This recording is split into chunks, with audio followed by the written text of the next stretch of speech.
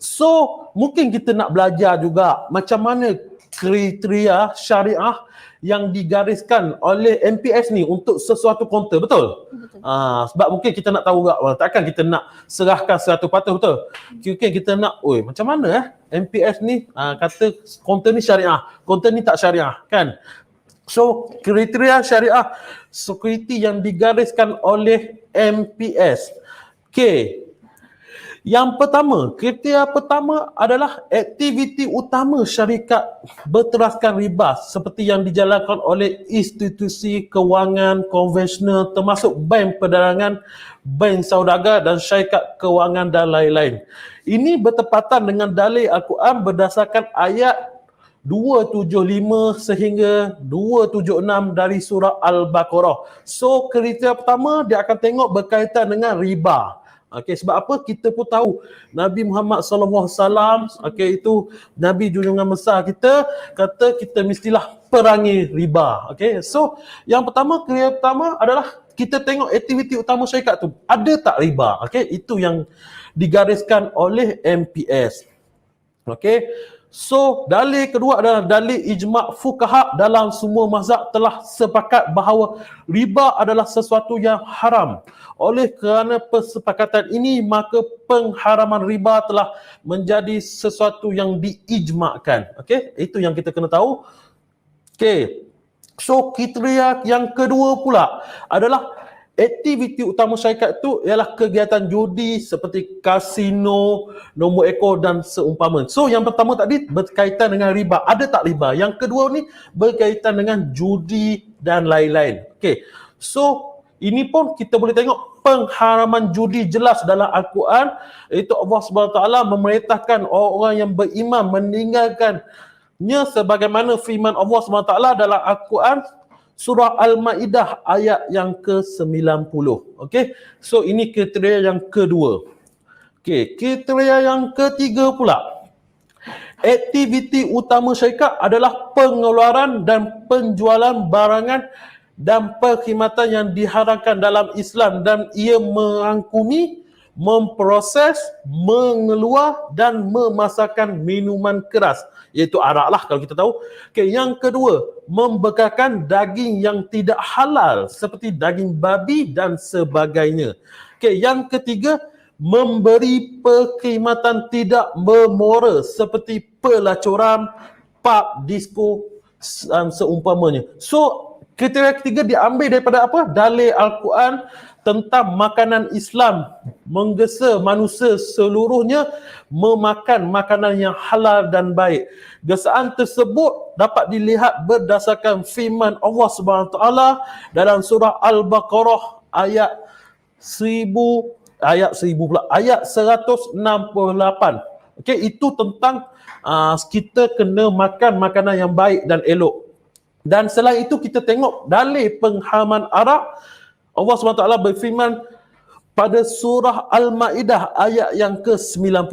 Okey, dan yang ketiga kita tahu tadi memberi peringatan tidak memoral seperti pelacuran. So kat mana kita tengok ayat Al-Quran surah Al-Isra ayat yang ke-32. Okey, ini kriteria yang ketiga. Okey, so kriteria yang terakhir iaitu kriteria yang keempat, iaitu aktiviti utama syarikat bersifat garah, iaitu ketidakpastian seperti perniagaan insurans konvensional.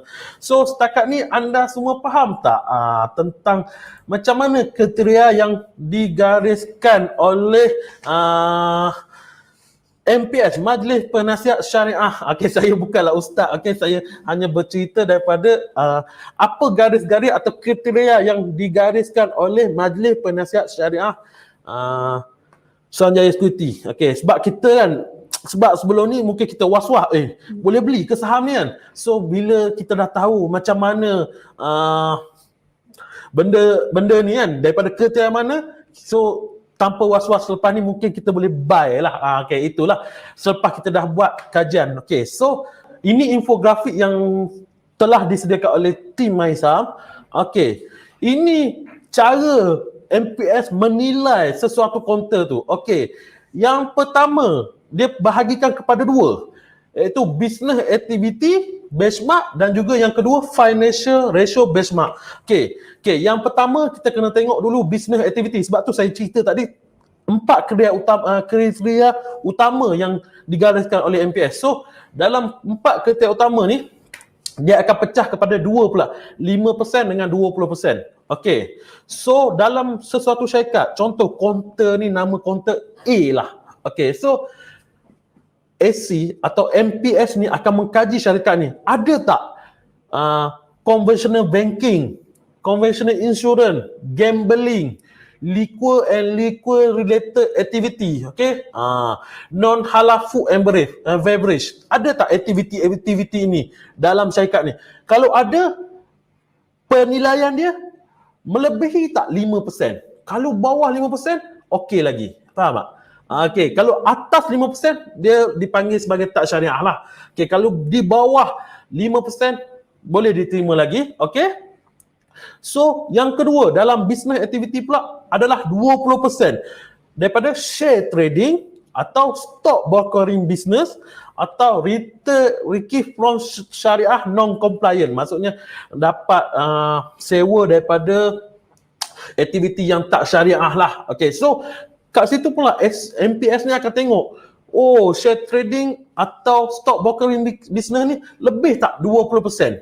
Kalau contoh sampai 26%, 50%.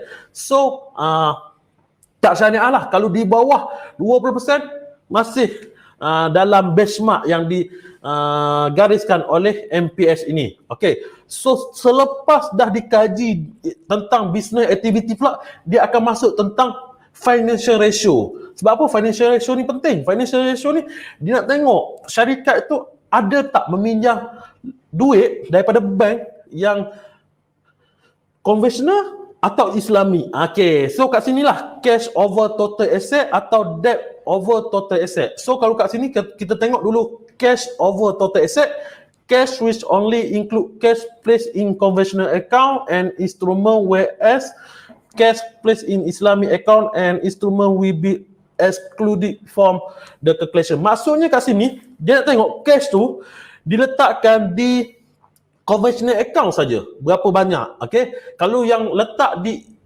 account yang Islami dia takkan kira. Okay, itu benchmark untuk financial ratio ni.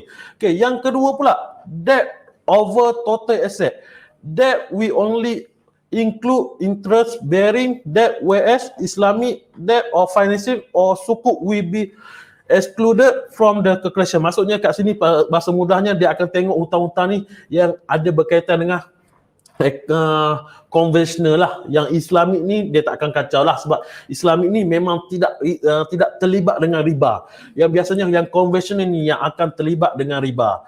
Okay, so macam tu sekali bila kita nak tahu tentang pematuhan syariah yang disediakan oleh AC ni. Okay, so saya nak cerita tentang yang ni, yang apa financial ratio benchmark tu. So apa nisbah dia ambil? Setiap nisbah di atas yang bertujuan untuk menilai riba dan elemen berteraskan riba dalam penyata kedudukan kewangan sebuah syarikat mestilah kurang daripada 33%. Maksudnya kat sini cash over dengan total asset semua dalam financial ratio ni mestilah tidak lebih daripada 33% yang digariskan oleh MPS. Kalau sampai 50%, so tak syariah lah syarikat tersebut. So di samping kriteria kuantitatif, 2 peringkat di atas, MPS juga mengambil kira aspek kualitatif yang melibatkan perspektif masyarakat umum atau imej aktiviti syarikat dari perspektif pengajaran Islam. Maksudnya bukanlah kuantitatif saja, dia ambil juga kriteria kualitatif ni. Apa masyarakat umum, tanggapan masyarakat umum ni kepada syarikat tersebut. Okey, itu dipanggil sebagai kualitatif. Okey. So itu tentang Majlis Penasihat Syariah. Okey. So yang terakhir, okey, boleh sikit lagi? Okey. Yang terakhir, apa yang kita perlu tahu? Majlis Penasihat Syariah ni akan bersidang iaitu 2 kali setahun sebenarnya, iaitu pada bulan Mei dan juga November. So ini bulan November. So bulan November ni akan keluarlah list syarikat-syarikat baru yang terkeluar daripada syariah dan yang daripada tak syariah masuk kepada yang syariah. Okey, inilah kerja-kerja MPF, Majlis Penasihat Syariah Suruhanjaya Security. Setiap 2 kali setahun. So bulan Mei itu dah keluar list. So yang terbaru akan keluar bulan November lah. Mungkin pertengahan November ni kita akan keluar nampak list-list baru. Okey.